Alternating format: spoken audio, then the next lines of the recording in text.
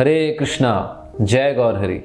We wish you a very happy Deepavali in advance. So, today we want to present something very important before you regarding Deepavali. Because what we know, what we understand or what we know how we celebrate Diwali is just to play crackers and to wear new clothes and to make new preparations and make new sweets, bring sweets from the sweet shops and eat them. So is just this the meaning to Diwali? Is just how we celebrate Diwali? Is it okay? Is it fine? Is it enough? So actually not, because Deepavali is a spiritual festival which we should celebrate spiritually. Today what we are doing, we are celebrating a spiritual festival in a material way. So we should not do that. We should add spirituality into our lives. So how to add spirituality in Diwali? Deepavali is a festival. And in Hindi, festival is known as Utsav. Utsav, this word, if you break it, it breaks into two words, Ut and Stav. So Ut means what? Ut means to remove, to eradicate. And Sav means the material problems, the tensions, the frustrations, the suffering of this world is known as Sav. So Utsav means that if you celebrate the Utsav, if you celebrate the festival, then your material problems, your tensions, your frustrations, the sufferings which you are facing in your lives, it should be eradicated. It should be removed. It should be eradicated. So this is what is the meaning of Utsav. But what happens that after even celebrating so many festivals, so many Utsavs, the tensions and frustrations, it basically goes on with us in our lives. So what is this problem? Why we are not getting result of the celebration which we do on our festivals? Because why we are not getting? Because we don't know how to celebrate, for whom to celebrate these festivals. We should celebrate all the festivals, everything actually what we do, we should do for the Supreme Lord.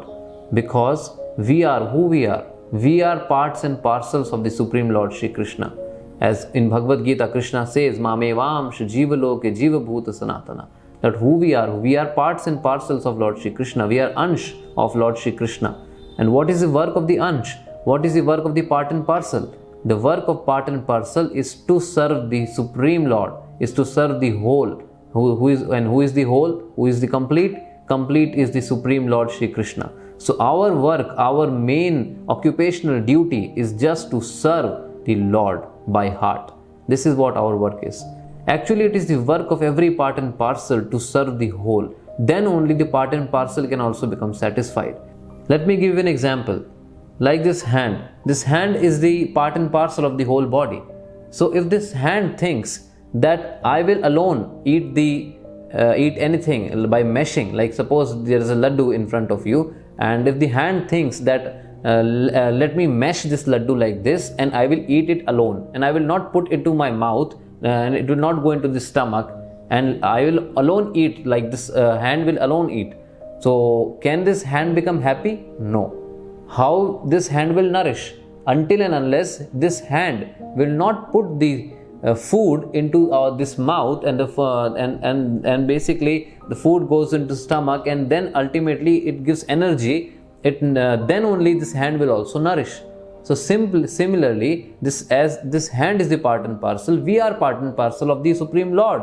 So if we think that we will enjoy everything ourselves, just like that hand was thinking that the hand will enjoy the laddu by meshing it only. So if we will think that we will enjoy everything whatever we have in our surroundings and in our with us, whatever we have, the things belong to us. If we think that let's enjoy this and basically we will become happy. So this is not the way. You can never become happy like that. You can only become happy when you basically serve everything to the Supreme Lord.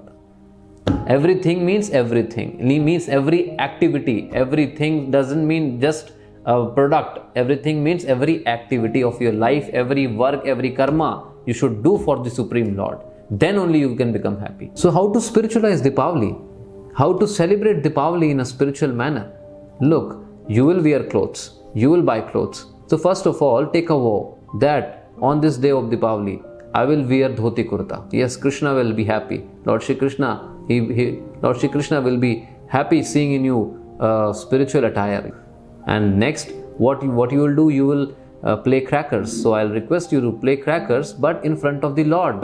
Every one of you must have Shri Sita Ram Lakshman Bhakt Hanuman, Shri Radha Krishna picture at your place, at your altars. So just bring those Chitra Vigraha, the photographs, or if you have a small festival deities with you, you can bring them outside and play crackers which create light in front of them, and let them enjoy, let them see and enjoy everything.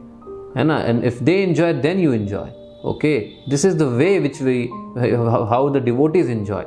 Let Krishna enjoys, and then through his enjoyment we enjoy. Next is what? That you'll bring sweets. You'll prepare so many preparations at your home. So prepare for the Lord. Why prepare for us? Prepare for the Lord. Prepare for his pleasure, and then accept Kripa in the form of prasad. Next, Deepavali is the festival of lights, and light is a symbol of knowledge. So you should bring in real knowledge into your life. And what is real knowledge? Lord Shri Krishna says in Bhagavad Gita in 18th chapter 64th verse that Arjuna, now I am putting in front of you that knowledge which is the highest, the topmost knowledge, the supreme secret. So you should also understand that supreme secret. You should also know that supreme secret, because Bhagavad Gita is for us only. So what is that supreme secret? In 18th chapter 65th verse, Lord Shri Krishna says, Man mana bhav mad bhakto madhyaji mam namaskuru mam evashyasi satyam te pratijane priyosi me. What does it mean? That become my devotee, offer obeisances unto me. This mind, your mind should become my devotee. And how to become devotee? Devotee means what? Who follow the orders of the master. So we should follow the orders of Lord Shri Krishna. We should read Bhagavad Gita. We should understand Bhagavad Gita. We should basically bring in the applications of Bhagavad Gita in our lives. Then we will become a devotee of Lord Shri Krishna. So this is the supreme secret. It is a supreme secret. Please apply this into your life. On this day, on the day of Deepavali, read Bhagavad Gita, understand Bhagavad Gita. We have a course of Bhagavad Gita. It is a 13-hour course of Bhagavad Gita. At your home, do this course. Why don't you do this course? Start on Diwali. Start with half an hour on Diwali, and then continue it. Or you can full course you can do on this Deepavali. Why don't you do that? So I will request you. Or if you have less time, you can have like half an hour or 1 hour. You can start on Deepavali, and then you can continue in the further days. Why don't you do that? So bring in this knowledge, this light, and remove the darkness from your life. Remove the tensions. Darkness is what? Darkness is the symbol of ignorance. So remove ignorance from your life, because the work of ignorance is to give tension, frustration, depression, suffering in your life. So why to remain in ignorance? Come in knowledge, come in light, and then apply this knowledge into your life and be happy. Now the next question arises that whom should we worship on Deepavali? Because it is generally a custom which is, I don't know how it made, that we should worship only Lakshmi ji, Ganpati ji and Saraswati ji on Deepavali. So people do that. People worship Lakshmi ji without Narayan, without the husband of Lakshmi ji. So this is really very bad. Because, what is the difference between Ravan and Hanuman ji? Ravana, he separated Sita ji. Sita ji, who is Sita ji? Sita Maharani is Lakshmi ji only. So he separated Sita ji from Lord Ramchandra ji. And what Hanumanji did? Hanumanji helped Sita ji to meet Ramji. So this is what basically difference between the asur and a devotee. So who we are we just worshipping Lakshmi ji and not Narayan? So this is what this mentality shows, that we are actually in the mentality of asura. So we should worship Lakshmi ji with Narayan ji, not without Narayan ji. So let me quote from the Shastras also. It will make you understand better that Srimad Bhagavatam, what Srimad Bhagavatam states in this regard. Srimad Bhagavatam, the 6th canto, 19th chapter and the 6th verse, it says, Lakshmi ji is the internal energy of Lord Vishnu. One cannot keep Lakshmi in one's home without Lord Vishnu. To think that one can do is very dangerous. If you think that also, that I'll keep Lakshmi ji at my home without Lord Narayan, it is very dangerous. To keep Lakshmi or the riches of the Lord without the service of the Lord is always dangerous. For then Lakshmi becomes the illusory energy or Maya. So if you separate Lakshmi ji from Lord Narayan and just keep Lakshmi with you, not Narayan, in your lives, then what will happen? Lakshmi will become Maya and it will destroy everything. So if you want to protect your family, if you want to protect yourself, if you want to protect your house, your everything from this destruction, so we request you, please don't worship Lakshmi ji alone.